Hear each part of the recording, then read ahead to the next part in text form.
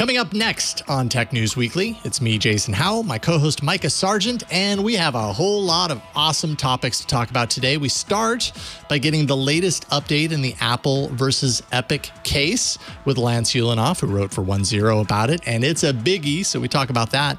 Next, we talk about an Instagram scam that ultimately ends up requiring victims to record kind of like a hostage-style video. It's really weird, scams them out of money, and Joseph Cox from Vice joins us to walk through that.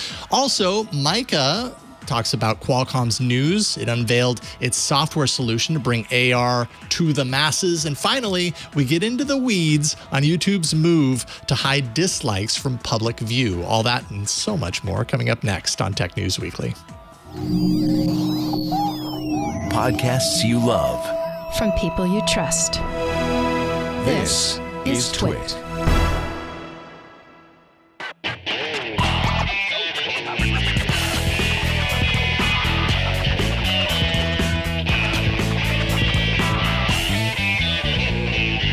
This is Tech News Weekly, episode 209, recorded Thursday, November 11th, 2021.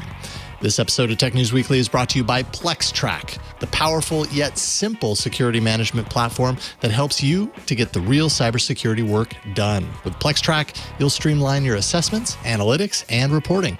Visit plextrack.com/twit and claim your free month. And by Barracuda, every 11 seconds there's a new ransomware attack, costing companies millions of dollars. Barracuda says, don't pay the ransom. Build your ransomware protection plan now. Go to barracuda.com/TNW. And by IT Pro TV. Start your IT career today by getting educated and certified for the big companies looking for IT professionals right now. Visit itpro.tv/TNW for an additional 30% off all consumer subscriptions for the lifetime of your active subscription when you use the code TNW30 at checkout. Hello and welcome to Tech News Weekly, the show where every week we talk to and about the people making and breaking the tech news. I am one of your hosts, Mikah Sargent. I'm the other host, Jason Howell. Mike, it's good to see you today. Good to see you too, sir. We've got an interesting show in front of us, and it kicks off with a little bit of news about, yes, it's Apple and Epic. We are heading back into the Apple and Epic. It's a kerfuffle. It's an argument. It's a back and forth. Can't stay away from it. We can't. It's some sort of black hole that draws us all in. One of the people drawn into this black hole is Lance Ulanoff, who's written for OneZero about the most recent bit of news, and we'll get to that in a moment. But first, I want to welcome you back to the show, Lance. Thank you for being here. Thanks for having me. I'm excited, all three of me. All right, so let's talk about kind of a brief history of what's going on between Apple and Epic. And I'll start it out, and you can kind of fill us in the rest of the way if there's stuff before we get to the most recent ruling. Apple now for quite some time has been the focus of several different antitrust concerns, worries about how its App Store does or does not benefit third-party developers. And one of the big things that kind of sparked this whole conversation in a big way at least, was Epic. Epic Games released Fortnite and some other stuff in the App Store. And at one point, it decided to roll out, kind of on the server side, the ability to circumvent Apple's built-in protection or built-in app purchases so that you could actually make purchases within the game without using Apple's method, which would require the company to pay a certain amount of money as part of a commission for those purchases. At that point, Epic's whole developer account was basically put on pause. And then shortly after, Epic said, hey, we're actually going to be going to court over this. And it turned out that the whole thing was kind of a stunt to kick off this whole discussion. What was the original ruling of the kind of court case that was going on? And then we can get to kind of what has happened now that Apple has appealed the process. Initially it was like Apple wasn't. There was a lot of back and forth there, but ultimately they were saying that Apple was going to have to allow some sort of third-party option for purchases. But then they got the opportunity to say, Apple didn't say no. They said, yeah, but we have to kind of like look into this. We have to understand how this works. We need to examine it. So it wasn't necessarily like an appeal. It was kind of a hold or a stay until they could, take forever maybe to figure it out, an impact statement or all that, and maybe just find another end run around actually having to do it. But then quickly, it seems a judge decided that, no, you don't get that time. You have to allow this option of a sort of a link, some sort of external link to an outside or third-party payment option by December 9th. And all Apple can do right now is try and appeal that ruling before things are going to start to move very quickly. And this is I guess I think of it like, the wall in Game of Thrones. It's a really big, solid thing until the dragon burns one part of it, and then the whole thing collapses. And, if this does happen, I think it's going to fundamentally change Apple's sort of App Store business because it could be a land rush, that everybody says, well, now we have this option. So, I'm sure Apple is scrambling right now to come up with an argument that shows why this should not happen right away. But I guess I feel like they're losing this. They're losing not just the legal argument, but they may be losing the public perception argument, which I think has always been kind of split. Yes, absolutely. And in fact, that's kind of the bigger conversation here that you touch on is the fact that there's the legal side of things that I think a lot of people aren't super well versed in understanding, and there was a lot of conversation surrounding Epic's choice to do this, and Epic kind of coming out as the underdog and the one that's being sort of knocked down, and then you find out that the company makes a lot of money and is not quite the underdog that they're making themselves out to be. But while that argument from Epic itself may have failed, the larger argument that came out of that does seem to be permeating through more areas than I've ever seen before in watching kind of how people are responding to this. So, of course, Apple was told that they were going to need to do this. I recently covered on this show a story about one payments platform that had already kind of set up the gears to get the gears turning for being an in-app purchase alternative. Right. And it seemed like, that stay was not going to be happening. And now the judge has ordered Apple to comply with this. And what was kind of what did the judge say about, in particular, what did the judge say about why that stay isn't going to work, why this kind of still needs to go through, this ruling still needs to happen? Yeah, I don't think that Apple effectively proved their case that this would be a problem, that there would be a harm to end users. I mean, Apple has always made the case that, it's really, really strict and tight control of the App Store and the payment systems was a protection for its customers and, to protect them from bad actors. And as we know, that is true in some cases, but not in all cases, in that app stores, both Google Play and Apple's App Store, have had apps on there that have, stolen from people, that have misused information. They have not done it through Apple's system, meaning that they've often maybe presented themselves as something else, or in Google Play's case, there were apps that were convincing people to sign up for really expensive services that they didn't need. So they just they're using typically social engineering to do their work through these platforms, despite all the control. And I'm not in any way saying that the App Store is rife with these problems. It's not. But the the idea that Apple can 100% protect people because of these restrictions, because of this total control, that's not actually true. So that, I think, is part of why the judge decided that, all of this, well, let's, figure out the impact of this and how this is going to happen. It's pretty straightforward how it's going to happen. And maybe what you were talking about, that company showing that, we're all ready to go, is another way in which it's not a technical issue. It's not, this is not hard to do. It's really ultimately, it goes back to a question of control, right?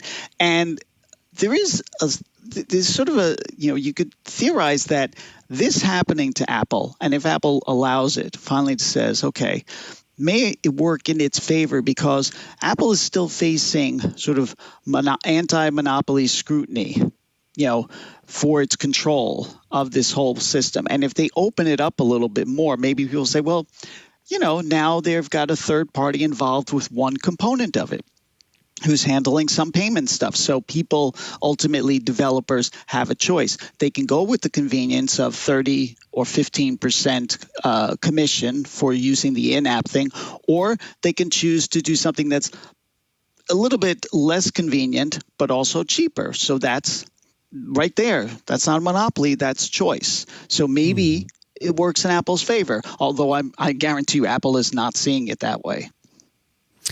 So one kind of final question, I think it's important because this show mostly goes to a more general tech audience. And I think all of these different stories about antitrust and App Store fairness kind of get lumped up into one big story, one big subject. And so I was hoping you could help explain how this argument, what specifically the judge is talking about here with app purchases, and then how that differs from the other conversation surrounding side loading. So basically just a brief definition of what side loading is, and then how this is about in-app purchases and what differs there.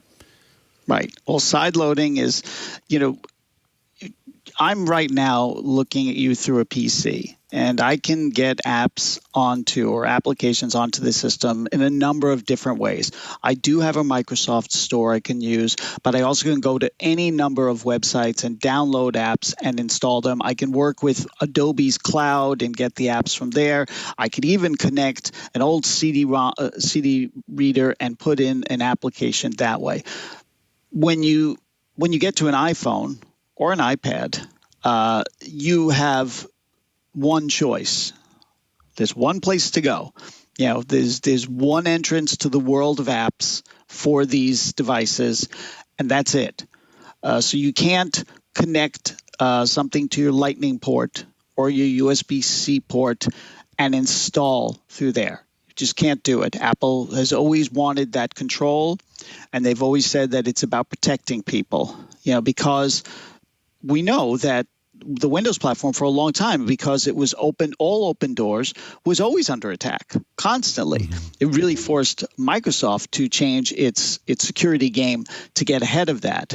And they managed to do it without closing off all of our options, without saying that the Microsoft Store is the only place to go. So that's one thing. This conversation is about commerce, revenue, transactions.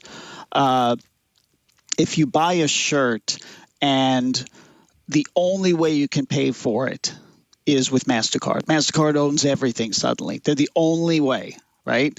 That might be similar to this in that there's a world of apps and there's a world of different things to buy, but there's only one card you can use. There's only one way to do it, and that is through Apple. Like the single cash register is the Apple cash register. And that control, that limited control, means that their ability to collect enormous amounts of money through commissions is locked in. It's not as if, every time they get a new app that's making money, they have the promise of making some amount of commission. Now, just to be fair, the other side of that is, these developers have got the ticket to this incredible marketplace where they have access to 1 billion customers. and it's $99 to be a developer, a year, and then potentially you can make millions and pay 30% of that or 15% if you're making less than $1 million. So, it's not like the developers are not gaining any benefit, but there's always been that argument from developers that extra 30% is being somehow passed along to consumers. I don't know if that is in fact true, but that is one of the things they say. So they are different. One's about installing things and where you can do it, and the other is about really transactions and revenue. Excellent. Lance Ulanoff, I want to thank you so much for taking some time today to join us to talk about this story. Of course, folks can head over to onezero.medium.com to check out this story. But if folks want to follow you online and check out your work, where do they go to do so? Well, absolutely. There is a ton of my stuff on Medium, on OneZero and Debugger and elsewhere, and also on Twitter and Instagram and YouTube and even TikTok. Nice. Well, thank you for being here today. We appreciate it. It was my pleasure. Thank you, Lance, the busiest man on the internet. Or so it seems anyways. Coming up, we shine a light on a Bitcoin scam that's taking place on Instagram, of all places. But first, this episode of Tech News Weekly is brought to you by PlexTrack. PlexTrack is the security management platform that actually brings you better reports, deeper assessments, and more insights. If you're spending hours upon hours, reporting security issues, it can often feel like you're getting nowhere in the midst of all that. Maybe you're buried in data, but you still can't get a full picture of your security posture so that you can prioritize things, remediation efforts, all that kind of stuff. Well, we've got a solution for you. PlexTrack empowers continuous assessment, automated workflow, and effective collaboration between teams to help cybersecurity professionals do more in less time, making them more effective. You can create assessment reports in half the time, centralize your remediation efforts across all scans, all assessments and audits through powerful risk visualizations, scanner and ticketing integrations, and enhanced analytics that all effectively communicate risks in real time. Now, whether red or blue, there's a PlexTrack for every security professional. It's going to save time and get the right work done. That's what it's all about. Red teams can import findings from numerous vulnerability scanners. They can include screenshots and videos with auto formatting, even create customized templates and export to Word with one click, and can also streamline the report writing process to deliver better reports faster. And then blue teams, on the other hand, can customize internal and external assessment questionnaires, synchronize findings with task management tools that you're already using like Jira Cloud, assign findings to team members, and then track the status of that over time, and then also provide attestation of security posture with robust analytics. Now, whether you're with a small to medium-sized security consultancy, a full-scale MSSP, or a large enterprise, security teams of all sizes and specialties are going to work more effectively and efficiently with PlexTrack. PlexTrack is really the premier cybersecurity workflow management and reporting platform. It's for every professional, from practitioner to CISO. There's truly a PlexTrack for every security team. And PlexTrack improves the entire security engagement lifecycle simply by making it easy to generate those security reports, deliver them securely, of course, and then track the issues to completion straight from the platform. And you can actually book a demo today to see what it's all about. Try PlexTrack free for 1 month and see how it can change your life as a security professional. Simply go to plextrack.com/twit and claim your free month. That's plextrac.com/ well, of course, TWiT for twit. And we thank PlexTrack for their support of Tech News Weekly.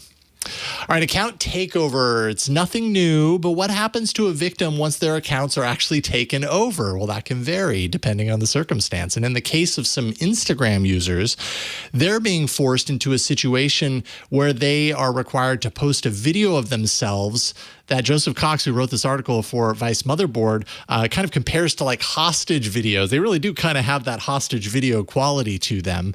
And ultimately promoting a Bitcoin scam in the promise that they're going to actually get control over their accounts. So we welcome Joseph to the show. Welcome back, Joseph. Hi, thanks for having me again. Absolutely. Always a pleasure. So let's start with the scam itself and kind of the machinations of the scam. How exactly does this work? You've written about it now 2 times that I've read anyways. What's the process here? So it starts with, let's just assume that an account has been hacked and the hacker is controlling it and they're posting stuff from that account, because that's the easiest point to start with. So the account will start posting stuff like, hey, I made $10,000 by investing $500 in Bitcoin. And it will start messaging the friends of that account, the contacts, sending them a story saying, hey, do you want to get involved in this? And, it being somebody's friend or acquaintance or something, somebody may be attracted to that investment opportunity, and maybe they'll send the account money, at which case they figure out, this is a scam. I've just lost my $500 or something. And that's ordinarily where the scam would end. The hacker, the fraudster has got their $500 and they can leave. But what happens in these cases that we've covered is that the hacker then says, okay, I will give you your money back if you make a video saying to the camera of your own smartphone, hey, this investment opportunity is legitimate, and of course, maybe that would be used to convince other people potentially to participate in the scam or the fake investment. So the victim will make these, we call them hostage videos. I know that's not maybe the most accurate term, but I really do think it brings up connotations of those sorts of videos. Sure. They'll make the video and they'll send it over to the hacker, obviously expecting to get their money back. And then through various means, the hacker will actually then hack them as well. So now that hacker is spread from one account to another, and they have this video the victim has made, and then they start distributing that video to the friends and the contacts. And it just sort of snowballs from there, where all of these accounts are spreading one to another, all with their victims making videos, then sending those videos to more people. And we initially did that one article about this one particular victim, and then a ton of people reached out. This is clearly like a ballooning little scam on Instagram. Yeah, no kidding. And you actually wrote about, and I thought this was interesting, part of the process, correct me if I'm wrong, is that at some point when it's at the time where the Bitcoin is going to be transferred, the victim gets a code on their phone that's, like a two-factor code of some sort, that they then have to read to the scammer. Ultimately, that code is not for the Bitcoin transfer. That's actually the code to get into the Instagram account to take it over officially, right? Right, totally. And how each individual account is hacked is, of course, going to vary because, there's tons of different ways to do it. But yes, in this particular instance, the hacker says, okay, we're going to return your money. Here, you're going to get a verification code just to check we're sending the $500 to the correct place. The victim sees the code. They don't really read where it's from because obviously they're kind of desperate to get their cash back, and they just give the 4 or the 6-digit code or whatever to the hacker, thinking it's the verification of the Bitcoin transaction. Where, as you said, yes, that's actually the code to then log into their Instagram account. It's kind of clever in a devilish sort of way, in that you've already got the victim on the back foot. You've already got their money, and now you're offering to help them, and they're clearly desperate or in need. That's like the sweet spot for getting a 2FA code or a password reset or whatever it may be from a victim. And clearly it is working on quite a few people. Well, and it works so effectively because, from what you're spelling out here and what you wrote about, this isn't a video that's being posted from or to somebody who the person on the other end doesn't already know. This isn't someone just stumbling on a video on Instagram and going, oh, hey, or is it? I mean, because I know in this case, it really has to do with the chain, the web of, oh, I know that person who's in that video. I follow that person. We're friends. I trust that person. So now suddenly they're involved. Any random people getting involved in this also that just happen upon these videos online?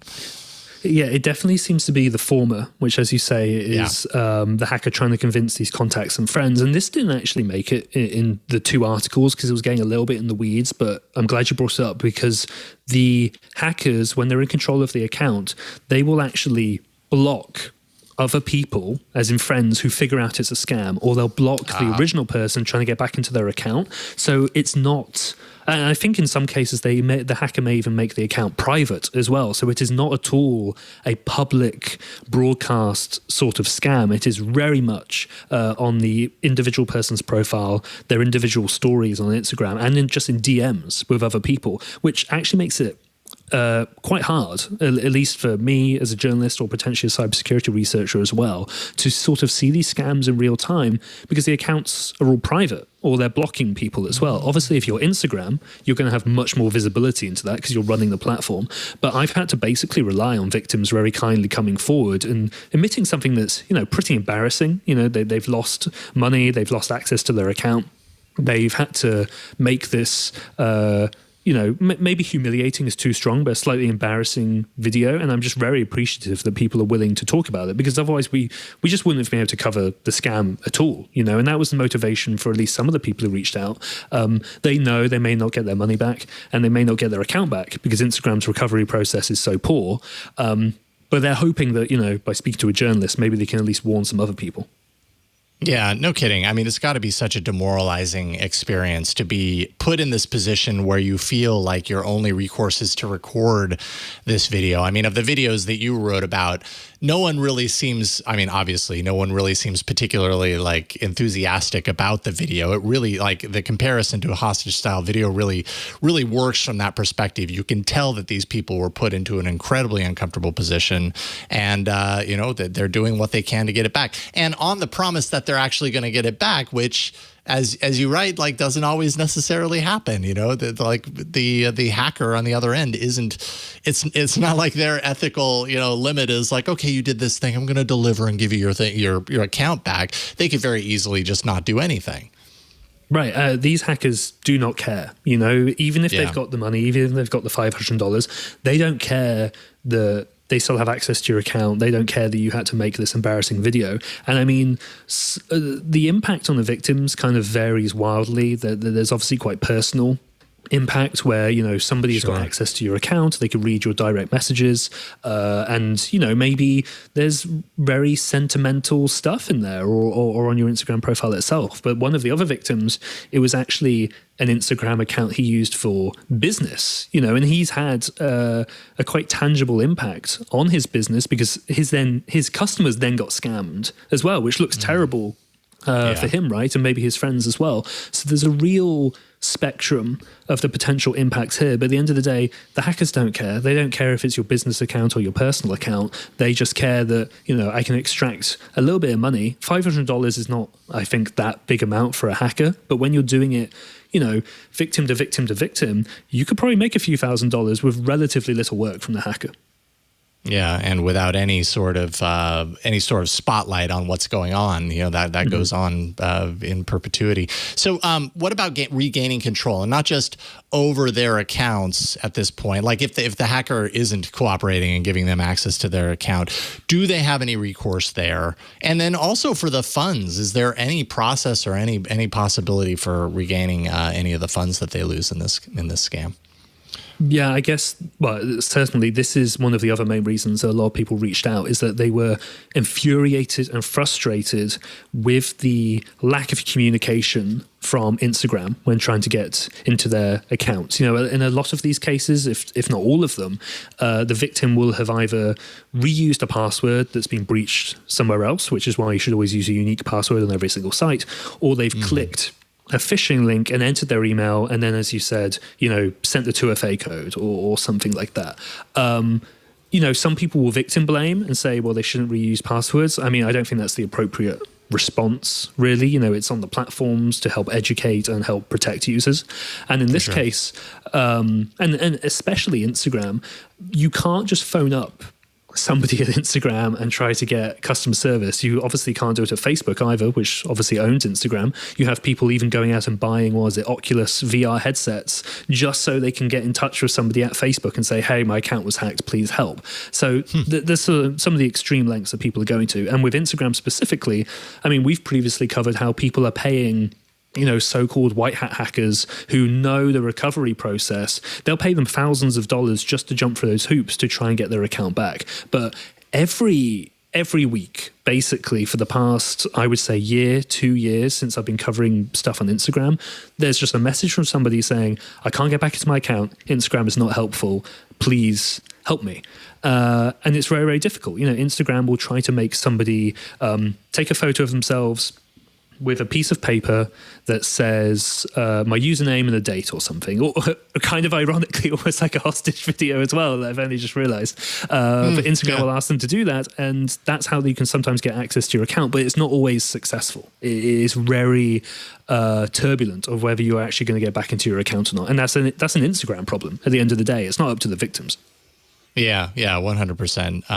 And yeah, obviously, Instagram needs to kind of button up this process to allow for this. It's certainly not isolated to Instagram either. I've heard from so many people who get locked out of their Google account for whatever reason, and there's like literally no recourse to get back in. If sometimes they're just kind of completely screwed. As far as Instagram users are concerned.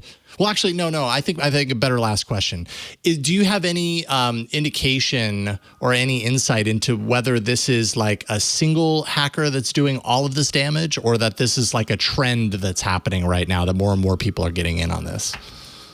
I mean, it's very hard to say, because, of course, I don't know who the specific hacker is, but I would say, based on the spread of victims, some have said, oh, it was a Bitcoin scam with this account. So there's like a cluster of hacked accounts all around one account run by the hacker. And then I've also seen and been told about and learned about another cluster which uses a different company and a different investment name. So that could potentially be two different hackers going about their things. I think I've heard of a third one as well. My hunch would be that it's multiple different hackers doing it, but maybe they saw the previous example wasn't that apparently it's quite easy, so we can get in on this as well. This sort of community who hijack accounts and try to extract Bitcoin from, relatively low-level victims is a pretty vibrant community, and they're always trying to find new ways to break into accounts or to get Bitcoin from people. So I definitely wouldn't be surprised if this was more of a trend rather than just, one hacker. Yeah, I wouldn't be surprised about that either, unfortunately. Well, Joseph, always a pleasure to chat with you about your work. You are prolific at Vice, and I love all the work that you do. Joseph Cox writes for Motherboard, the tech arm of Vice, so people can follow your work there. If they want to find you online, where can they find you? Yeah, it's, as you said, just motherboard.vice.com, and my Twitter is Joseph F. Cox, where I usually just tweet out the articles and maybe some more analysis on them as well. Right on. Thank you so much, Joseph. Take care of yourself. We'll talk to you soon. Thank you. All righty. All right. Thank you, Joseph. Up next, we've got platform agnostic augmented reality. Try saying that 4 times fast. But before you do, let's take a quick break so I can tell you about Barracuda. God, I love that name, Barracuda. Every 11 seconds, there's a new ransomware attack. That's something I don't love. And they are taking such a toll on organizations that the U.S. government is now classifying them as terrorism. It's serious, folks. According to the 2021 Verizon Data Breach Investigations Report, ransomware has more than doubled year over year. In its most recent Threat Spotlight research blog post, Barracuda identified and analyzed 121 ransomware incidents from August 2020 to July 2021, seeing a 64% increase in attacks year over year. You have seen the news. Oil pipelines, universities, corporations, all paying millions of dollars. Barracuda says, don't pay the ransom. Instead, protect yourself and your company before a ransomware attack occurs. You can do this by 1. Attacks start with an innocent-looking email trying to trick people into revealing their usernames and passwords. So train your teams to recognize an attack and deploy anti-phishing technology. Then 2, secure your web applications. File sharing services, web forms, and e-commerce sites often have weak points that hackers are looking for. Once they're in your applications, they go after your business data. Protect your applications, and they can't get onto your network. And 3, back up your data. Today's backup solutions make it simple and fast to protect archives and backup or restore an entire server or individual file. Quickly recover your data without paying the ransom. Barracuda says, don't pay the ransom. So build your ransomware protection plan now before they strike. Go to barracuda.com/TNW. That's barracuda.com/TNW. Thanks so much to Barracuda for sponsoring this week's episode of Tech News Weekly. I wanted to talk about an interesting prospect. We've heard a lot about the metaverse. We've heard a lot about how the future of the web exists in a sort of virtual space. And I have been playing around a lot with Oculus Quest 2 and Facebook's own take with its Horizons program. It's Horizon Worlds? No, Horizon Worlds. Horizon Worlds. Yeah. There we go. The S goes on the worlds. But I still hold, despite the fact that right now I don't have any, as far as I can recall, I don't have any augmented reality devices in terms of goggles or lenses. Of course, we've got our phones that all have, AR of some sort built onto them. But I don't have anything like that. And yet I still hold that AR is the future of interaction with technology. Because it doesn't fully pull you out of the world. It doesn't make you feel separated. It doesn't make you feel boxed in, which is kind of a complaint that some people have. That doesn't bother me as much. But I think that AR is really where it's at. And one of the things that comes with that is that right now, companies like Microsoft, which has the HoloLens, and Apple may soon have some sort of AR, VR, mixed reality headset. Facebook is working on a mixed reality Meta is working on a mixed reality headset. That one actually wasn't a joke. That one was a slip. And some other companies are working on mixed reality headsets. But these are kind of big companies that are sticking to their one platform. And I think the thing that's going to really start to make this field feel more attainable is a platform agnostic option. And Qualcomm is trying to do that. Qualcomm has what it's calling Snapdragon Spaces, which is an XR, which stands for mixed reality, developer platform that will let people take the apps that they have and create new ones that will work for AR devices. So you can think of it as, you may already have your Snapchat app or your calendar app, but you want to be able to make that show up in augmented reality. With the Qualcomm Snapdragon Spaces kit, it involves hand tracking what do we call them? Hand tracking APIs. It has object recognition and tracking. It can do positional tracking so that if you put up a screen somewhere, it stays where it is, no matter how or where you move. Image recognition and tracking. Occlusion, which means that parts of the background are layered underneath things that are in real life. So if I had my hand and I brought it up into the frame, it would show that it's in front of me, and whatever is being projected shows up behind. Scene understanding, so that it can be smart about what is real and what is not. Local anchors and persistence, which I'm going to come back to because that's one of the most exciting things about AR. Plane detection, which lets you use your hands, your fingers and everything to touch different things that are in a specific plane in front of you. So you could, reach out in one area and tap on something. But if you moved your fingers in front of or behind, then it would know that. And spatial mapping and meshing, which is able to just look around and map out the room how it needs to be. But I want to go back to local anchors and persistence because I think this is what makes AR particularly cool.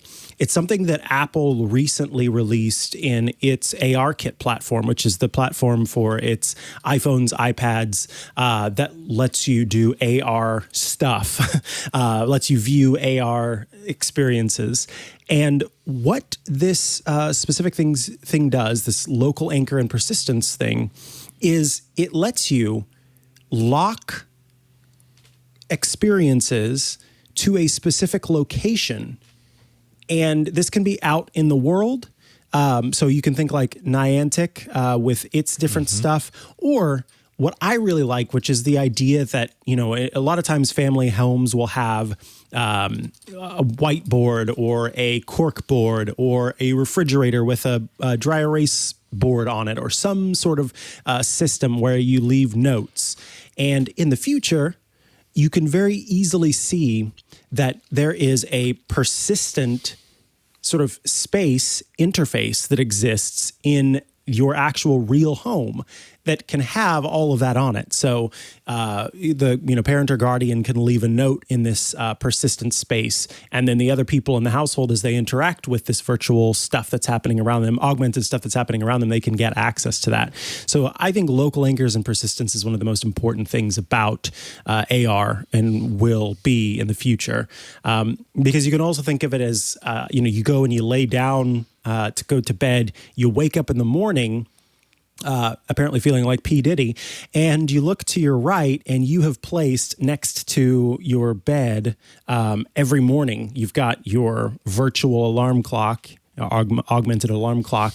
You've got, your calendar for the day, and those are always there, and they show up every morning at 6 a.m. or whatever time you happen to wake up. This is also Qualcomm working with some different companies to sort of bring this technology again to developers, along with something that they did earlier on, which was a Qualcomm XR1 Smart Viewer reference design, which The Verge linked in this piece. It is kind of a way for folks to kick off creating actual augmented reality headsets. So if a company kind of doesn't know where to start or is looking for a way to easily implement this technology, then they can use this reference design to kick things off. And Lenovo has apparently taken advantage of this. Its Think Reality A3 glasses are based on Qualcomm's own reference design.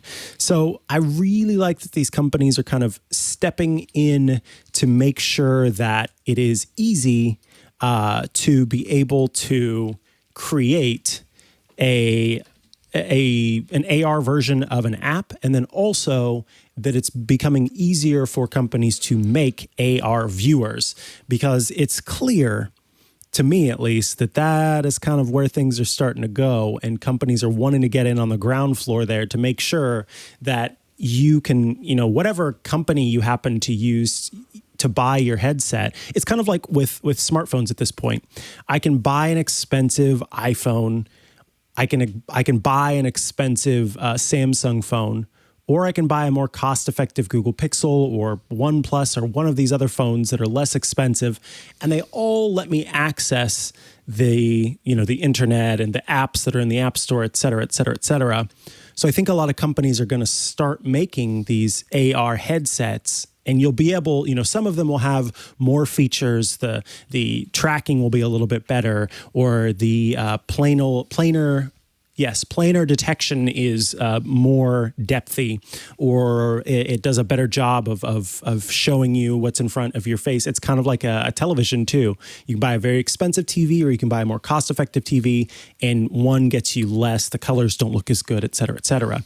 So I love that companies are trying to hop on this here to make sure that when the time comes, more and more people are able to enter, so to speak, this world, because that is the only thing that's going to make this, I think, viable for sort of mass adoption. So yeah, I'm really pumped, because there was a point at which I wasn't sure that I was going to be living in a world that had some of this AR technology.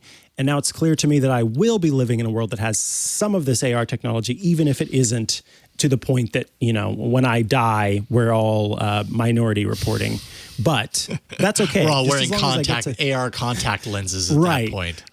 Exactly. It's okay if I don't get that far, but the idea that we're just close to the pinching and moving things around in front of us and having 10 screens if we want to, that I think is still doable before I shuffle off this mortal coil. So yeah, be in the same room as someone who you didn't realize they're wearing the AR contact lenses, and they're just sitting over there in the corner going, And you're not wearing anything. That'll be weird. That'll be a little weird. Maybe we'll get used to that. But yeah, I mean, more and more the groundwork is laying for this stuff, and that's long been the discussion, right? Is like what's going to be the bigger deal? Is it going to be VR or is it going to be AR? I'm kind of in the camp that it's going to be. Ultimately, it's going to be a combination of both. I believe that at some point. Yes, AR seems to be the kind of like wider adoption thing. But if we can get to the point where we have an AR headset that can also allow for a fully blocked off experience that allows you to that's the best of both worlds. But yeah, and Qualcomm's the company, a pretty good, solid company to do a lot of this work.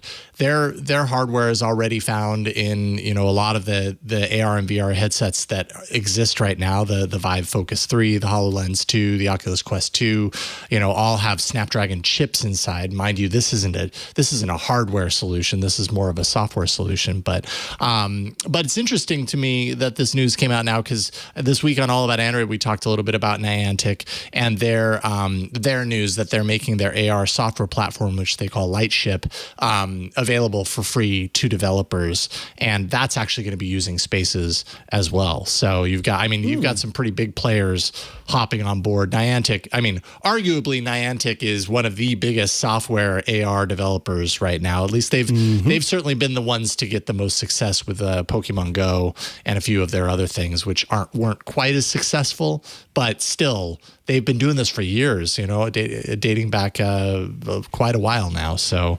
yeah, it's cool to see this kind of develop out. In some ways, this kind of feels like the software groundwork equivalent to what Google did with Daydream VR. Rest in peace, because that doesn't exist anymore. So hopefully this has a longer lifespan than Daydream did. But yeah, this is really all about having your phone be the driver of the headset experience. And you can imagine, getting one of these glasses systems or this headset system, plugging it into your phone, and your phone is the processor. Your phone is providing the cellular, the data network that's required in order to do all of these experiences, like what you're talking about. Go out in the world and find a particular AR interaction thing out on the corner that's just tied to that location. It's a cool development, and I'm excited to see where it goes. Indeed. We'll both be keeping our eyes on that. Literally. I was about to say literally maybe. And figuratively. All right, coming up, YouTube dislikes the dislike. We're going to talk about that. But first, this episode of Tech News Weekly is brought to you by IT Pro TV. If you're used to watching TWiT content like I'm pretty sure you are, and you love IT, well, then this is a no-brainer. You got to check out IT Pro TV. Whether you're a seasoned IT professional or you're someone looking to break into the world of IT Pro TV is the community that you need. Tim Broom and Don Pizzette both created IT Pro TV because it was the training that they wanted for themselves. Sometimes the best things are created because of that reason. With IT Pro TV, you can advance your career in a fun and creative way. And they actually have 7 studios. God, they keep themselves so busy. 7 studios. They're filming every day, Monday through Friday. They have enthusiastic, as they call them, edutainers. They have the most up-to-date content with every vendor, every skill that you need to advance your IT career. And their courses go from the studio to their course library in only 24 hours. So you get them super quick. They're divided into 20 to 30-minute episodes. And if you're looking for something specific, they have transcripts that are fully searchable, so you can jump right to the thing that you're looking for. And lately, they've been doing these themed months. And actually, we're in the month of November. This is AWS month at IT Pro TV. November 13th and 14th. That's just a couple of days away. That's this weekend. They have a free weekend. So 3 free AWS courses available to free members. You get new AWS videos on the IT Pro TV YouTube channel and AWS guests on the IT Pro TV podcast as well. And that's not all. On November 18th at 2 p.m., they have a webinar on Cloud Data Protect on AWS. That's featuring Tracy Pierce, who's the senior security consultant for AWS. So if you're looking to broaden your skills and your knowledge around AWS, this is the time. You can check it out. Start your IT career today by getting educated and certified for the big companies looking for IT professionals right now. Visit itpro.tv/TNW. Do that. You'll get an additional 30% off all consumer subscriptions for the lifetime of your active subscription. You want to use the code TNW30 at checkout. That's itpro.tv/TNW, and make sure and use that code TNW30. That's how you get the additional 30% off for the lifetime of your active subscription. Great time to join. Great time to check it out. IT Pro TV. Build or expand your IT career and enjoy the journey. And we thank them for their support of Tech News Weekly. All right, this is I'm realizing a very polarizing topic. This news happened yesterday with YouTube essentially announcing that they were getting rid of the dislike count. But not entirely. They're not getting rid of disliking. They're just getting rid of showing everyone the dislike. And people apparently are passionately split on whether this is a good or a bad choice on YouTube's part. So I thought I'd kind of break it down a little bit, and then you and I can share how we feel about this. But YouTube actually, this didn't come out of nowhere. They first started talking about this back in February 2019, which might not be so coincidental because that was a few months after its latest at that time Rewind video, which is like its best of the year look back video, which, if I'm not mistaken, took the crown for the most disliked video on YouTube ever. I'm not saying that YouTube's making this choice because of that, but the timing is interesting that a couple of months later they're talking about getting rid of it. Anyways, they were looking at the time when they were talking about this publicly about minimizing dislike mobs. And basically, you can imagine what that is. A bunch of people who, are able to get together, collectively go to a video, and each of them smash the dislike button to increase that number to a number that maybe it wouldn't have gotten to if people just use that button organically. That's the problem. It's also helping to address the mental health of the creators who are linked with these videos and face these kinds of campaigns. YouTube had a number of different ideas as far as like what it could do to remediate things, tossed around the idea of giving creators the option to show or hide their like and dislike counts themselves. Obviously, they're not doing that. Another option was asking for more context around dislikes. So you can imagine going to a video and saying, I dislike this, and then some like pop-out window like, why? We see you want to dislike this video. Let me help you tell the user why. Oh, my goodness. Clippy pops up. Yes, if people hate this current solution, people would have really hated that. Let me tell you, like really, I gotta like put in some information now. Ultimately, just this last March, they started doing an experiment around hiding dislikes altogether for visitors and keeping the likes viewable. So you can still, and this is the way it's going to end up being based on this change. You go to a video, it's going to roll out here pretty soon, but you go to a video, you'll see the likes, the total number of likes. You'll see the dislike button, but you're not going to see the number of dislikes that video has gotten. Now, that doesn't mean that someone visiting the video can't dislike it. They're welcome to. They push that button. That information is going to be sent to the account for that specific video so that the creator still has access. It's still viewable after the fact. And, that might be instrumental for that creator to get a sense of like, okay, that people didn't like this topic, or people didn't think I presented it well, or whatever the case may be. But it removes the public shaming aspect of it. And which is not to say that every single time a video has dislikes, that's hurtful to someone's mental health. But there are definite times where it's pretty obvious that like this is meant, this is meant overwhelmingly to send a message to that person and make them feel one way or another. So that's kind of what YouTube says these changes are all about. Minimizing those kind of negative reactions. Of course, people are coming out and saying, hey, but dislikes are actually very useful. Dislikes signal to me as a visitor whether this guide is actually any good or not, right? Like sometimes we go to a video and we don't know that it's poorly done or the advice is bad or whatever until we're halfway through, if we don't have those dislikes to look at and be like, okay, wait a minute, the ratio is very heavily on the dislike side than the like. That tells me as a viewer something. So, you know, everybody has a different approach and different opinion on this. I'm curious to know how you feel about this, Mikah. I have never in my life used the dislike reading. I have never paid attention to it. First of all, here's my problem, and this is what makes me, I understand, a unique individual, is that, and this is troublesome because for two reasons. I used to work at a company where I was a journalist who did news videos, and now I work as a person who does video podcasts in part. I despise video. I cannot, if Google, when I do a search for a question, pops up as the answer to that question, some stupid YouTube video that I'm supposed to sit through and listen to get my answer. The answer's somewhere in there, Micah. Yeah. But where is it? Right. And I'm like, I don't have the time. I feel like Judge Judy, there's a Judge Judy gif. I'm tapping on my watch and going, hello, move along. I don't want to wait through a stupid video. Even if I put it on 4X, I'm not trying to wait through the video. So that's the first thing, is that like, I know I'm unique and not really paying much attention to YouTube in general, and particularly when it comes to answering a question that I have. I would rather read to find out the question's answer on my own without having to listen to somebody try to explain it.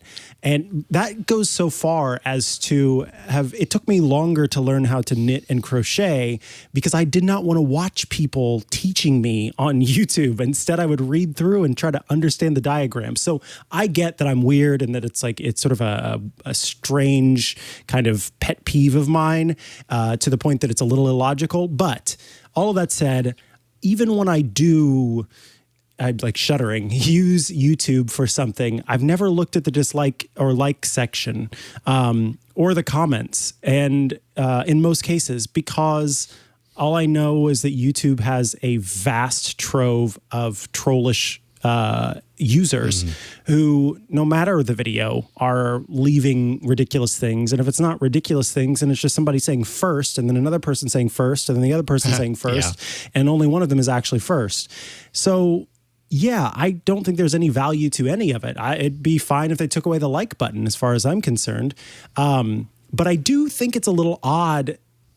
Again, this is where I have to defer to people who are on the platform. One of my good friends and co-host of Smart Tech Today, Matthew Casanelli, kind of came out in support of the dislike button, which kind of was odd to me.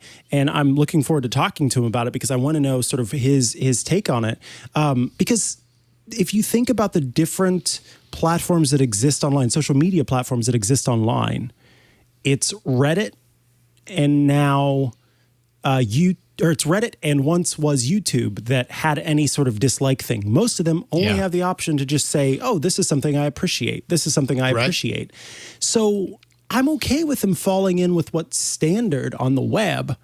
And I wonder is it a vocal minority that wants the dislike button to stay, or is it a majority? Or, I don't know what the stats are, but all I know and all I can speak to is my own personal experience.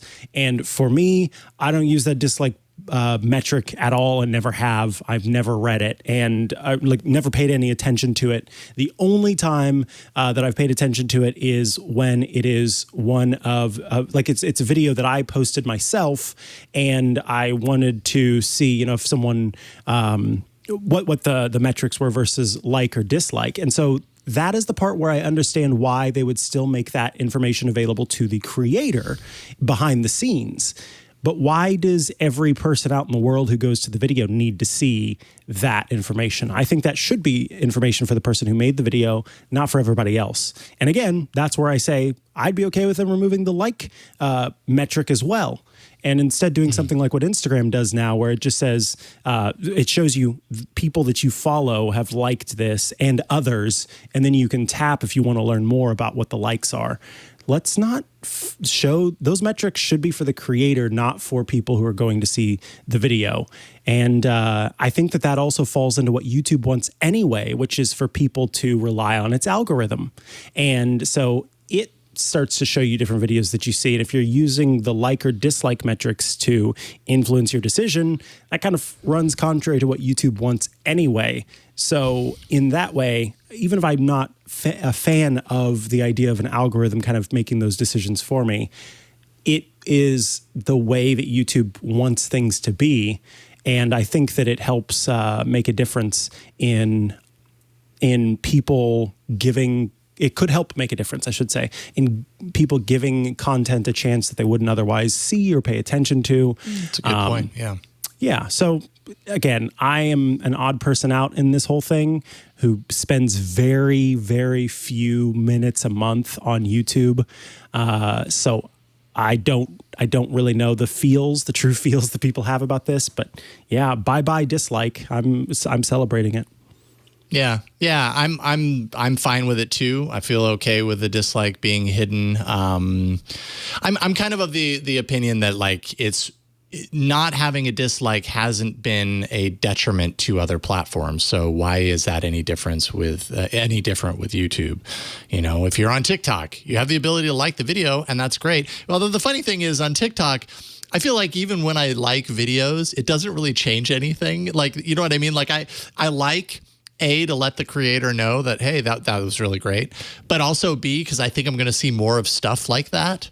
And it doesn't really end up changing sometimes. It's like I expect like my liking of like music production videos to signal to be a part of the algorithm, and maybe it is. But anyways, that's maybe a digression. But I think it also ties in with how YouTube works with its algorithms and everything.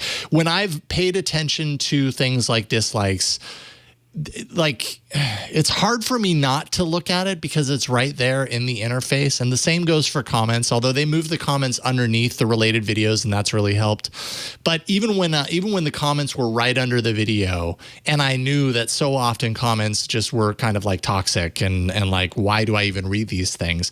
I still felt compelled to look through them, at least when we had comments active on TWiT content, because inside of the noise, I would still learn a little something about people and how they felt about the content that we were creating. You know, it wasn't all negative, but there was a lot of negative, and he kind of had to develop a thick skin around that in order to find the good stuff that I could extract out. Now I'm not looking at the comments at all because it's moved. It's in a completely different place. Actually, on our videos, we have comments disabled because moderation just became such a pain in the butt, right? But I mean, I have definitely noticed if we create content and we have someone on who's talking about Gamergate, and you know, God forbid that person is a woman, the like dislike ratio goes off the charts into dislike. And it ticks me off when I see that, because I know that's exactly what YouTube is talking about here. Someone sees Gamergate and they're like immediately like, oh, well, I have an opinion about Gamergate. That's a horrible person. Boom. And they all kind of pile on. And like, no one needs that. It's not informative. It's not instructive. It's not nice. It's actually pretty disgusting. And so, great. What can we do to get rid of that? And if this helps to that degree, then I support it, because that shouldn't happen, and I don't like it. So I'm with you. That's how I feel. That's how I feel about that. I think yeah, we both feel fairly similarly about it. And someone was pointing out in the chat, this was a little bit about kind of my particular feelings about using YouTube in general. You know, was able to use YouTube to repair a watch that was broken. And yeah, that is nice to be able to go to, in those cases, that video, put it on 2-3x to speed it up just a little bit and have those answers. Like, YouTube has value. I hope that I do not make it seem as if I don't think YouTube has value, because there were times when I was learning to knit or crochet that I did end up having to give up and go to YouTube to see the movements of the different stitches or whatever it was I was working on. And so there's absolutely value. And I think it becomes a more valuable platform if more people feel like they are able to exist in that space without having this, this concern, and that if there is, the metrics are still staying for the creator. It's just that I don't need you peering. I don't want to peer behind the scenes anyway. I'm here to look at this. That's I know that we're continuing on, but like, let me be sort of narcissistic for a moment and saying that if I'm going to YouTube to try to learn something, I don't give a flying hoot, beep. We'll say, about, yes, thank you, a beep, about what everybody else thinks of the thing. I'm there for me. I'm trying to learn something or watch something, or I don't know about you, but I don't like to listen to critics' reviews or read critics' reviews of movies either. I'll make the choice to go see the movie if I want to. I will try out the recipe if I want to. I don't care what Curtis Malkovich says about the chicken recipe. I want to try the chicken recipe myself and see how I feel about it. I don't trust somebody else on the internet. Although Curtis Malkovich, I will push back. Curtis Malkovich is very well known in the cooking industry. No, I have no idea. Has a few golden chickens for Curtis Malkovich's reviews. But my point is, like, I'm there for me selfishly, not for everybody else's opinions. And so that even more kind of backs up how I feel about this. I'm glad every tweet doesn't have everybody's opinion on it. That would make it less valuable to me. So, yeah. Yeah. I remember, however long ago that Facebook was flirting with the idea of having dislike, and I think now they have the different emoji reactions. I'm not as familiar with these because this came along post my leaving Facebook, but you can't outwardly dislike a comment or something on Facebook, but from my understanding, but you can say like, this makes me angry or this makes me sad or whatever. So I don't know if that's any better or any worse, but it's a different approach on this, while still giving, because there is also a case to be made for the fact that people who are watching and consuming content do have feelings about content. Let's say legitimate feelings that aren't entirely born out of the idea that they want to hurt somebody else's feelings, but and they want a place to kind of like to share that. I can understand that too. Like sometimes I watch something, I'm like, that was amazing. I want to tell everyone about this, and there's the technology that's embedded into the service that allows me to do that. So I can see, I can definitely understand why some people might not want to see it go, but I'm fine with it. That's just me. All right. Well, we reached the end of feels good. Sorry, it just feels good to clear out all of that. Thank you for giving us this opportunity to talk about this topic. Exactly. The best topics when we have something we need to clear out, I think. Best conversation. All right, that's it. We've reached the end of this episode of Tech News Weekly. We publish the show every Thursday at twit.tv/TNW. So go there, subscribe, audio, video. If you don't like video, you can just do audio. That's totally fine. And then if you do like YouTube, you can jump out to YouTube and subscribe there as well. We're all over the place.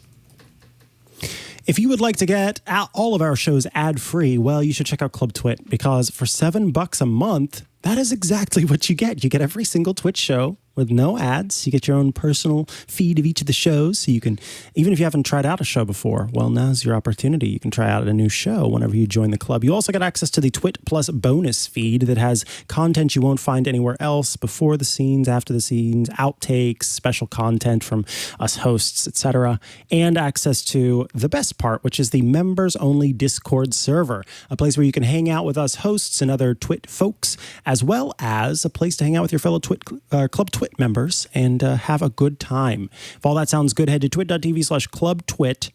And for $7 a month, all of that is yours. We also heard that some folks wanted to subscribe to their favorite show directly and, just wanted to support individual shows without the extra stuff that comes with the Club TWiT membership. So if you are on Apple Podcasts and listening to us via Apple Podcasts, well, you should check out our Apple Podcast subscription. For $2.99 a month, you can subscribe to the audio version of our show ad-free, and you will get that every week. You just look up Tech News Weekly, tap on the audio feed. There'll be a button that says subscribe for $2.99, and from that point on, your feed will be ad-free. If you'd like to tweet at me or follow me on social media, you can find me at Mikah Sargent on many a social media network, or head to chihuahua.coffee. That's CHIHUA.coffee, where I've got links to the places I'm most active online. You can check out Smart Tech Today later today, which I record with Matthew Casanelli, or next week you can check out iOS Today. excuse me. You could check out iOS Today, which I record with Rosemary Orchard. And I should mention, going forward too, you can also check me out on Saturdays on The Tech Guy, the radio show and the podcast. Leo and I are co-hosting The Tech Guy there. So stick around on the weekends if you'd like to watch that. Jason Howell, what about you? That is awesome. Congrats on that. I'm at Jason Howell on Twitter. And if you go there, pinned up at the top of my Twitter feed, you can find a link to my Movember. It's going strong. I'm at 700 out of 1,000, which was my target. Now I'm wondering if I should have raised my target because it's only November 11th. But anyways, raising awareness for men's health and mental health. So just go to my Twitter feed and like I said, pinned at the top of my feed at Jason Howell, you'll find a link to my Movember fundraise. And you'll continue to see this black and in some cases gray stuff growing on my face as a result. And I'm sorry. Big thanks to John Ashley for being the TD and driving the show behind the scenes, to Burke, to everyone who helps us do the show each and every week, testing people, all that stuff. We keep them very busy. So thank you for that. And thanks to you for watching and listening to Tech News Weekly. We'll see you next week. Bye, everybody. Goodbye.